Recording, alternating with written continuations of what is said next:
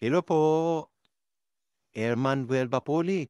Paano naman natin maiiwasan yung bigla ang pagkahilo pati yung pagdilim ng paningin kung biglahan tayong tatanong?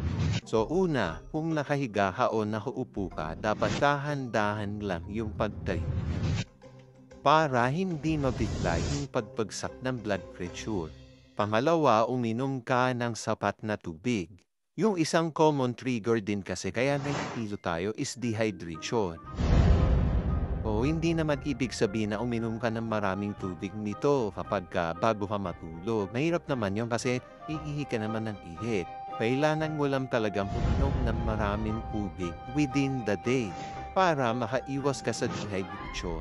Pangatlo, check mo din yung mga gamot na iniinom mo kasi baka meron kang iniinom na nakakababa ng blood pressure. O para naman sa mga high blood na umiinom ng maintenance sila para sa presyon nila, mas maganda rin mag-check tayo ng blood pressure natin every time. Kasi baka mamaya masyado na palang bumababa yung BP natin kaya nahihilo tayo minsan. Pang-apat, iwasan mo namang kumain ng marami.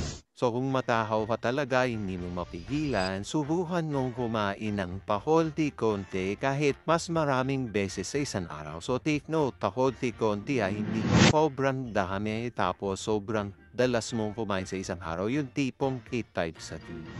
Panglima, kung talagang nahihilo ka na, tapos paulit-ulit na, tapos hindi pa nawawala, tapos meron ka pang simptomas sa mga nararamdaman, mas maganda magpa-check up ka na sa doktor para malaman mo kung anong sakit yung dahilan ng pagkat.